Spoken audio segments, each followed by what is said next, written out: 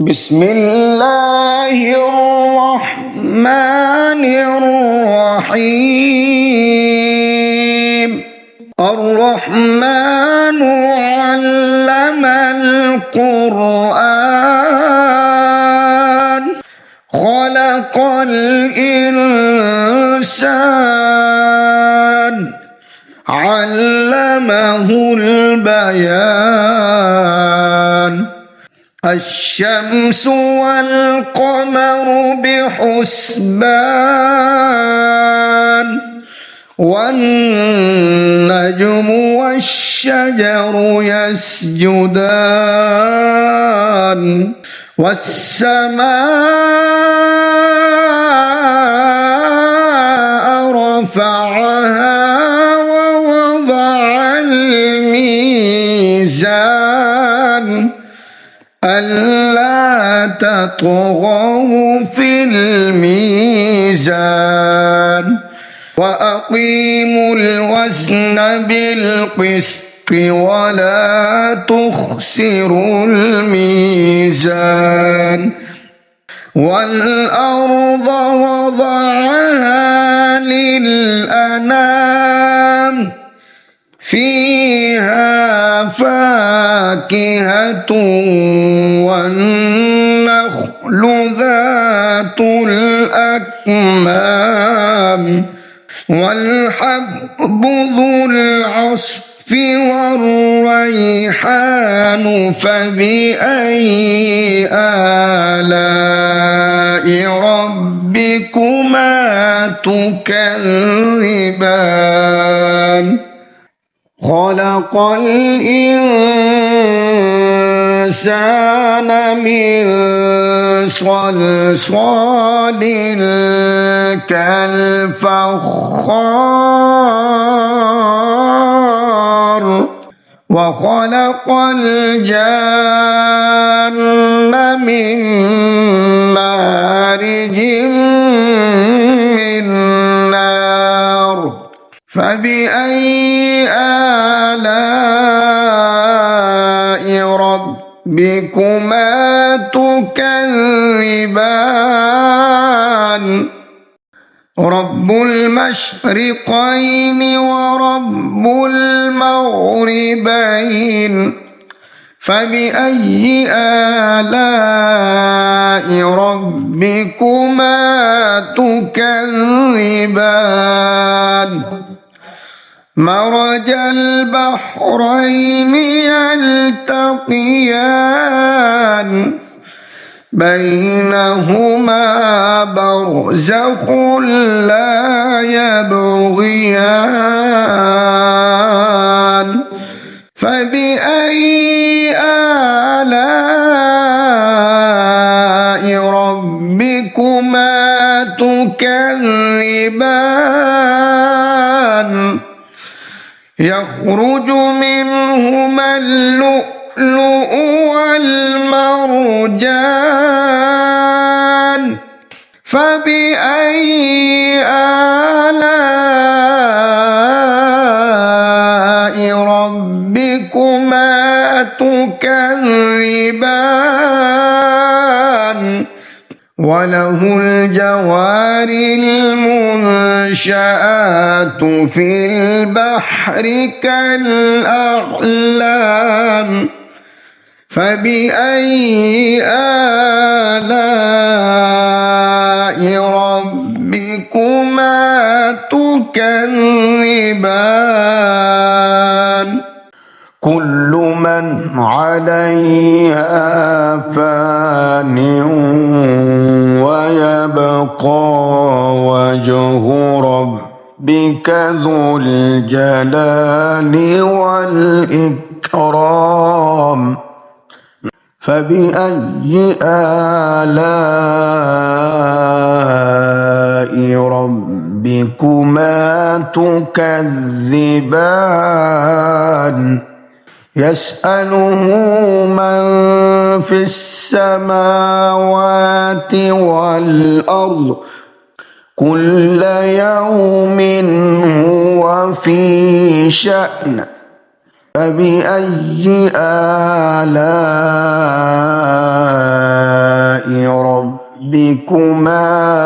تكذبان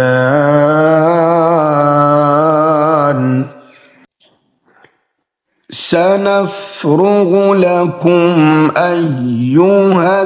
الثقلان فبأي آلاء ربكما تكذبان يا معشر الجن والإنس إن استطعتم أن تنفذوا من أقطار السماوات والأرض فانفذوا لا تنفذون إلا بسلطان فبأي آلاء ربكما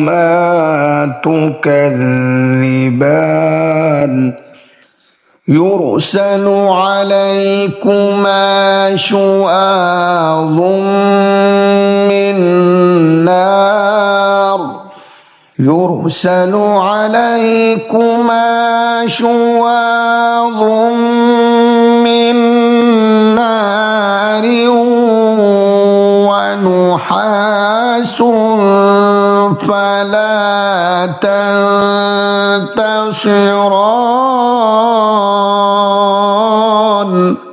فبأي آلاء ربكما تكذبان فإذا انشقت السماء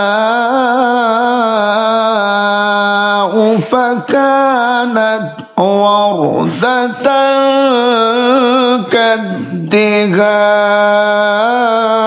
كالدهان فبأي آلاء ربكما تكذبان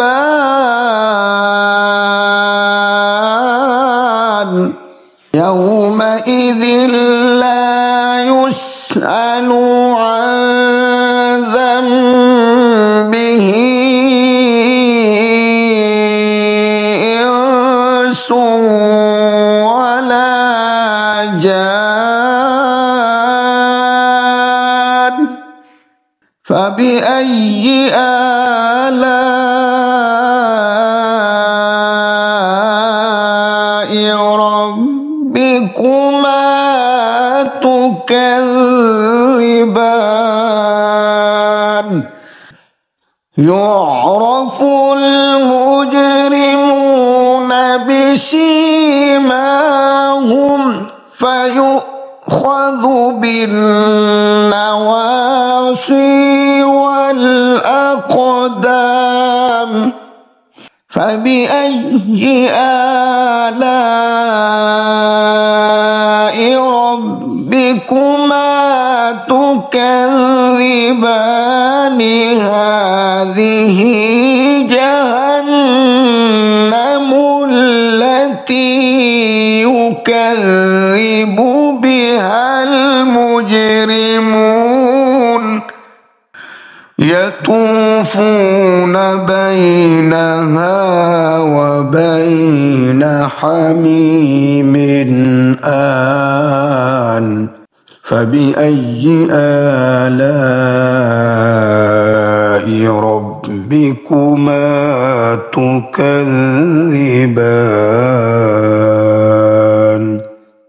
ولمن خاف مقام ربه جنتان فبأي آلاء ربكما تكذبان ذواتا أفنان فبأي آلاء ربكما تكذبان فيهما عينان تجريان فبأي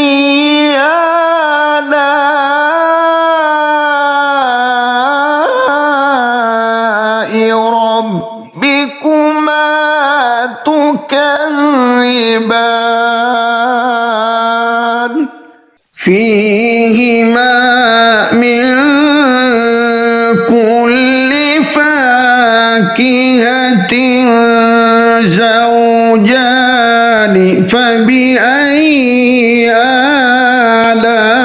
آلاء ربكما تكذبان متكئين على فرش بطائنها من استبرق وجنى الجنتين دان فبأي آلاء ربكما تكذبان فيهن قاصرات الطرف لم يطمثهن إنس قبلهم ولا جان فبأي آلاء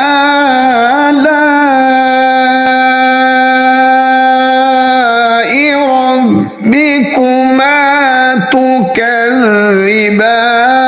تكذبان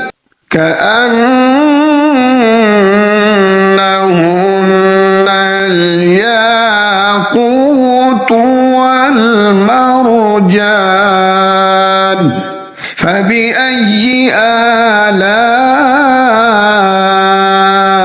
ربكما تكذبان هل جزاء الإحسان إلا الإحسان فبأي آلاء ربكما تكذبان ومن دونهما جنتان فبأي آلاء ربكما تكذبان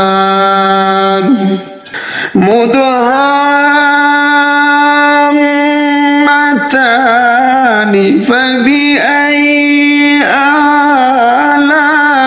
آلاء ربكما تكذبان فيهما عينان نضاختان فبأي آلاء ربكما تكذبان فيهما فاكهة ونخل ورمان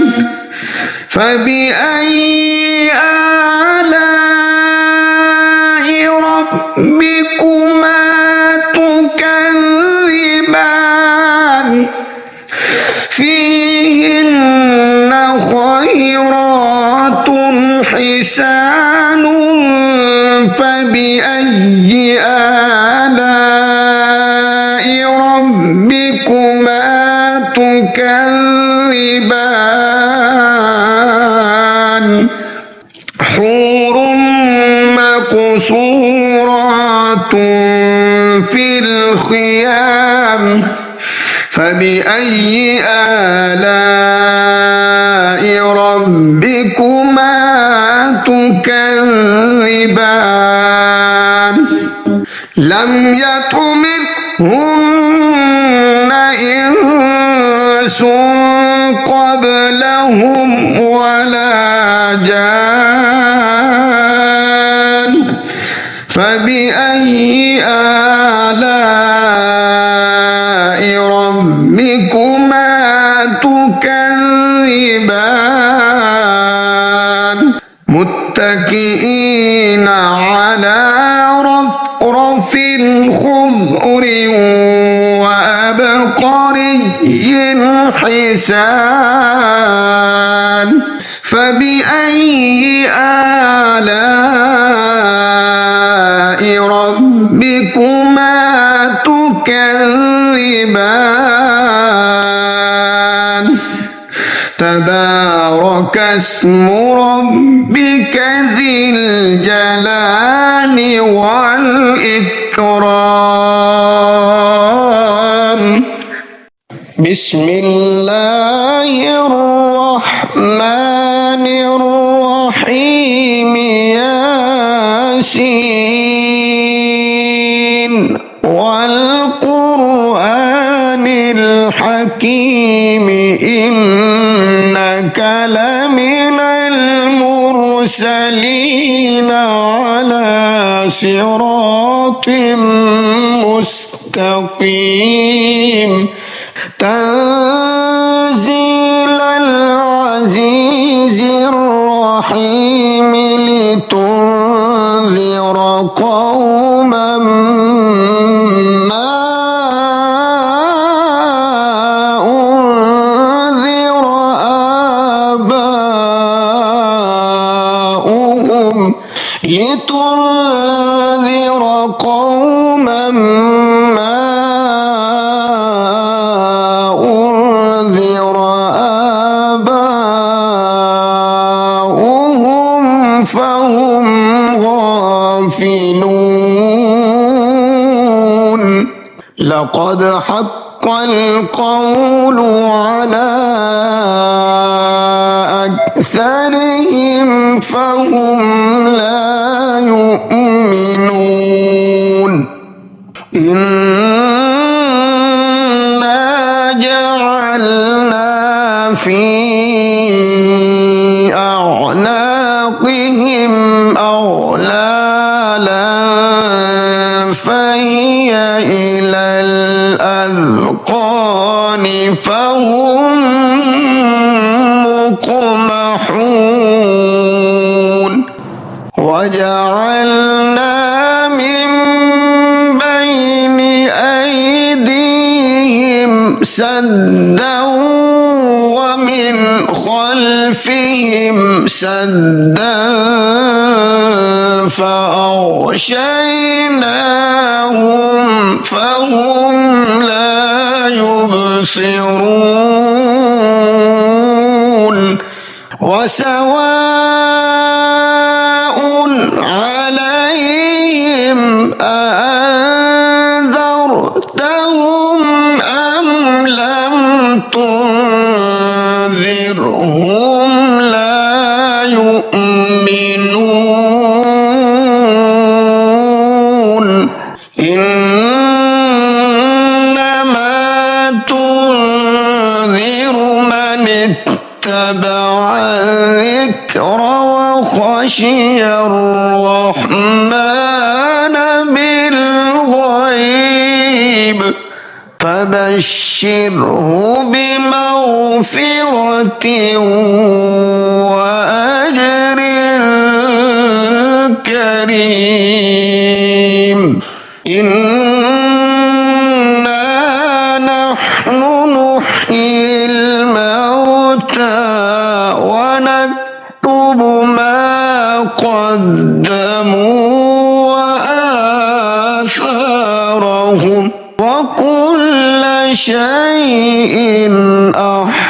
أحصيناه في إمام مبين واضرب لهم مثلا أصحاب القرية إذ جاءها المرسلون إذ أرسلنا إليهم اثنين فكذبوهما فعززنا بثالث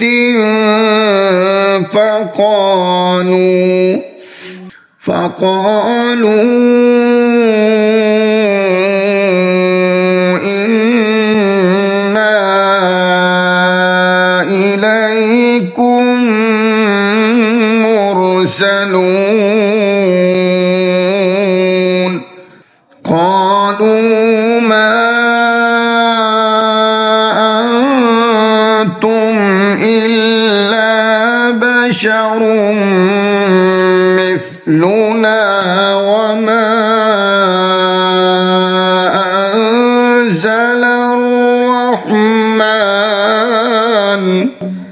وما أنزل الرحمن من شيء إن أنتم إلا تكذبون قالوا ربنا يعلم إنا إليكم لمرسلون وما علينا إلا البلاغ المبين قالوا إنا تطيرنا بكم لئن لم تنتهوا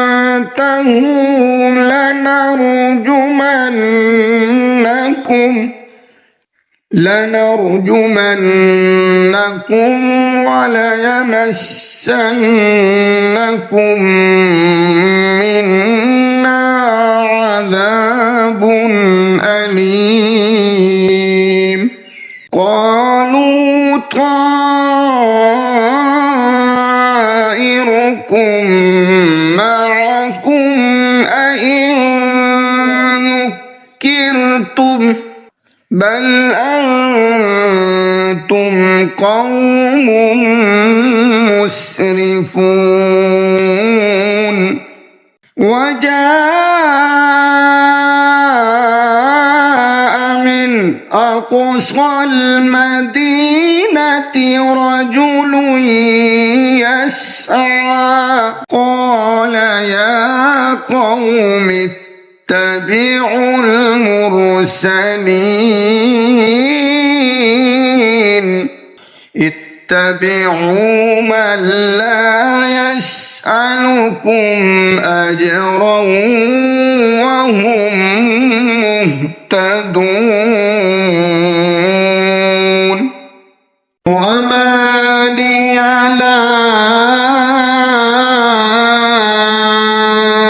أعبد الذي فطرني وإليه ترجعون أأتخذ من دونه آلهة إن يردني الرحمن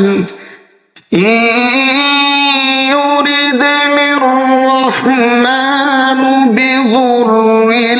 لا تغن عني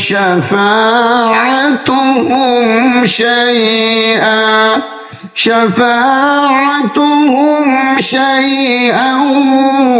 ولا ينقذون إني إذا لفي ضلال مبين إني آمنت بربكم فاسمعون قيل ادخل الجنة قال يا ليت قومي يعلمون بما غفر لي ربي وجعلني من المكرمين وما أنزلنا على قومه من بعده من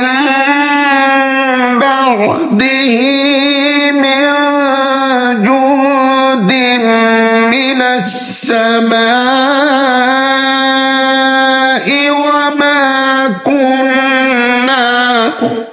وما كنا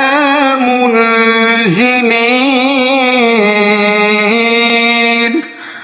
إن كانت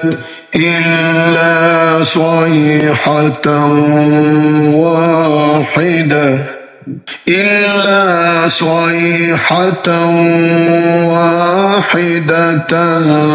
فإذا هم خامدون يا حسرة على العباد ما يأتيهم من رسول إلا كانوا به يستهزئون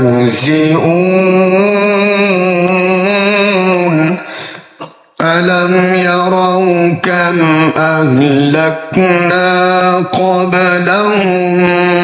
من القرون أنهم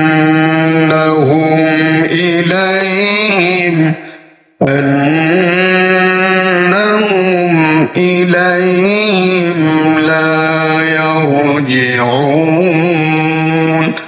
وإن كل لما جميع لدينا محضرون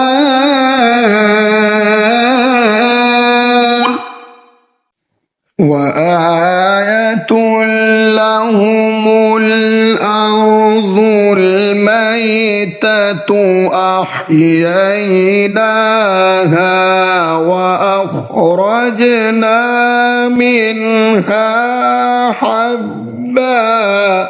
وأخرجنا منها حبا فمنه يأكلون وجعلنا فيها جنات من نخيل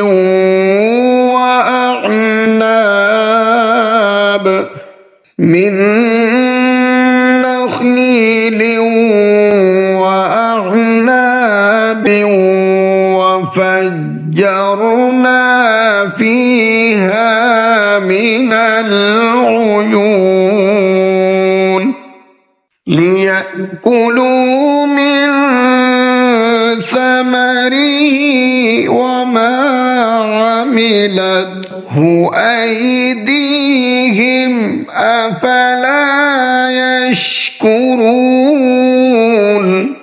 سبحان الذي خلق الأزواج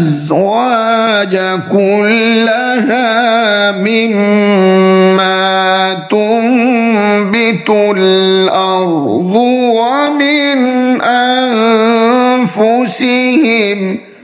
ومن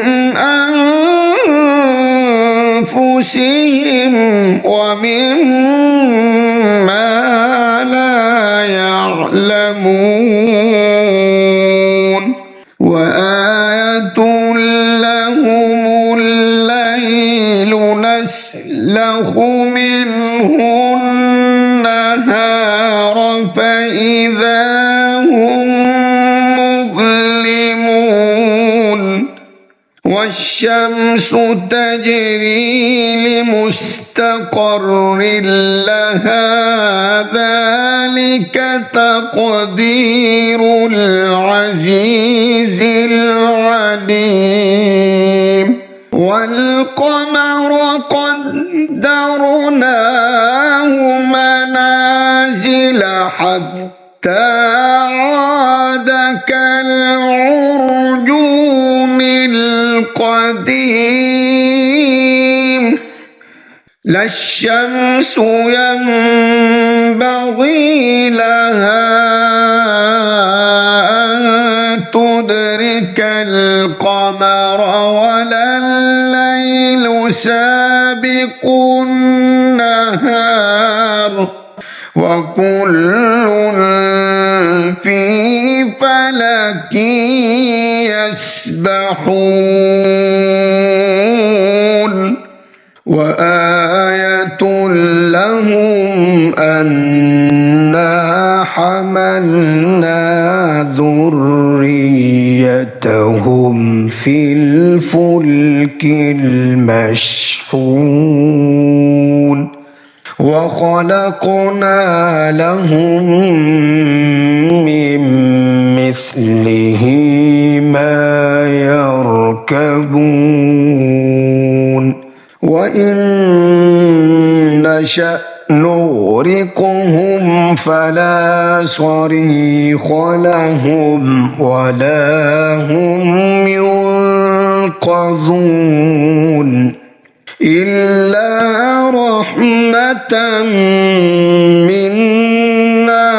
ومتاعا إلى حين وإذا قيل لهم اتقوا ما بين أيديكم وما خلفكم لعلكم ترحمون وما تأتيهم من آية من آيات ربهم إلا كانوا عنها معرضين وإذا قيل لهم أنفقوا مما رزقكم الله قال الذين كفروا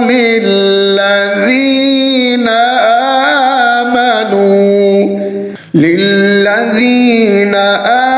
آمنوا أنطعم من لو يشاء الله أطعمه من لو يشاء الله أطعمه إن أنتم إلا في ضلال مبين ويقولون متى هذا الوعد إن كنتم صادقين ما ينظرون إلا صيحة واحدة تأخذهم وهم يخصمون فلا يستطيعون توصية ولا إلى أهلهم يرجعون ونفخ في الصور فإذا هم من الأجداث إلى ربهم ينسلون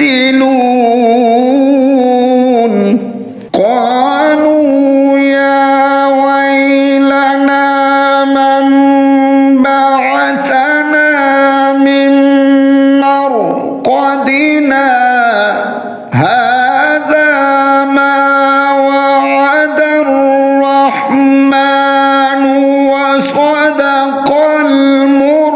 يرسلون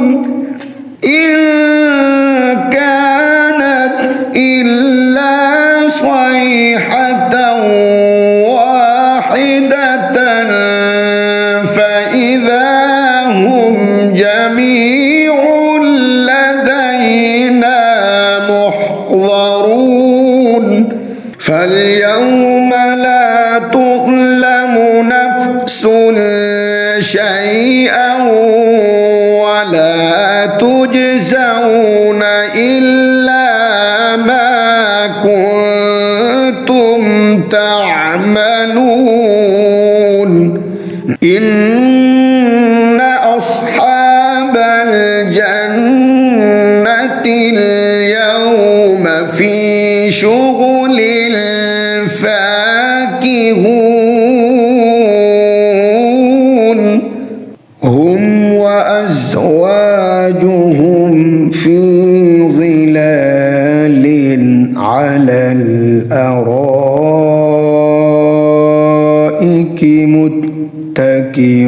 متكئون لهم فيها فاكهة ولهم ما يدعون سلام قولا من رب رحيم وامتازوا اليوم أيها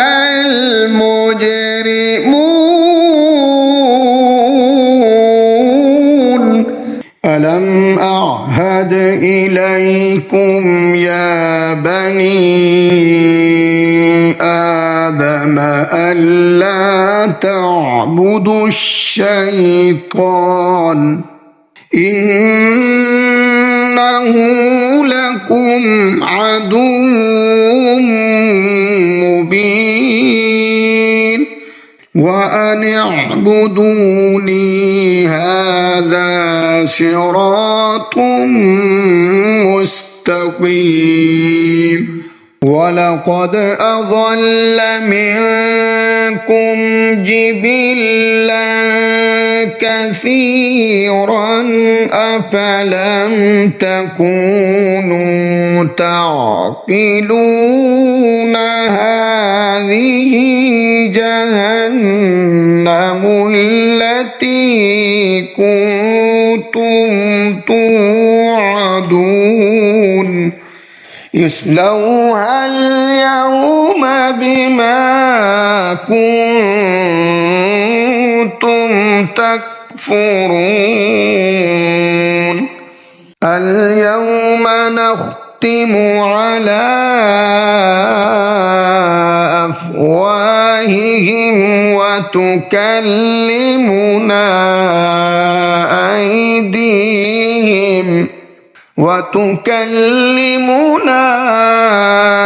أيديهم وتشهد أرجلهم بما كانوا يكسبون ولو نشاء لطمسنا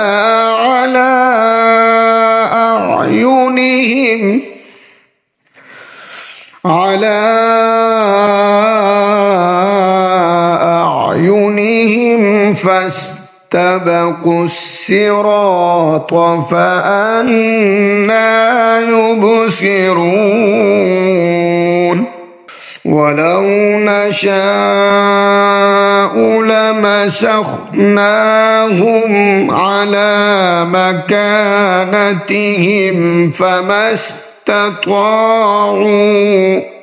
فما استطاعوا مضيا ولا يرجعون ومن نعمره ننكسه في الخلق أفلا يعقلون وما علمناه الشعر وما ينبغي له إن هو إلا ذكر وقرآن مبين لينذر من كان حيا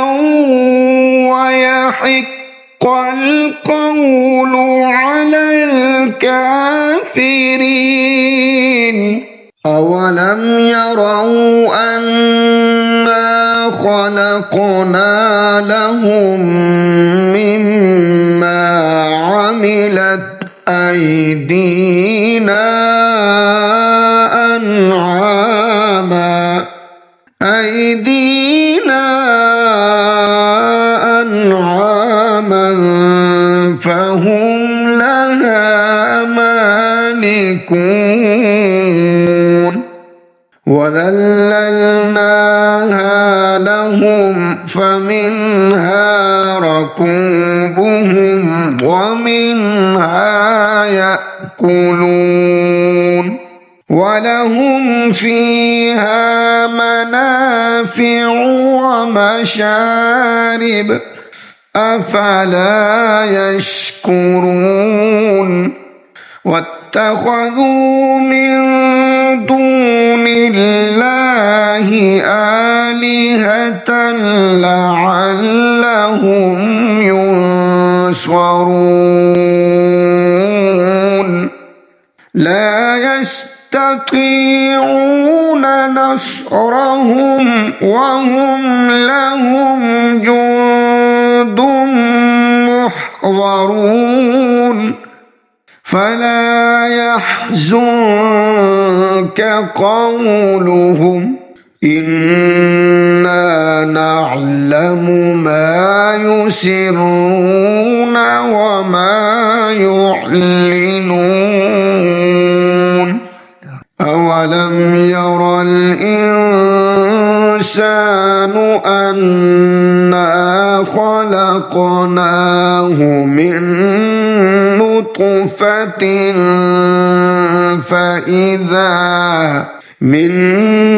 نطفة فإذا هو خصيم مبين وضرب لنا مثلا ونسي خلقه قال من يحيي العظام وهي رميم قل يحييها الذي أنشأها أول مرة وهو بكل خلق عليم الذي جعل لكم من الشجر الأخضر نارا فإذا أنتم منه توقدون أوليس الذي خلق السماوات والأرض بقادر على أن يخلق مثلهم بلى وهو الخلاق العليم إنما أمره إذا أراد شيئا أن يقول له كن فيكون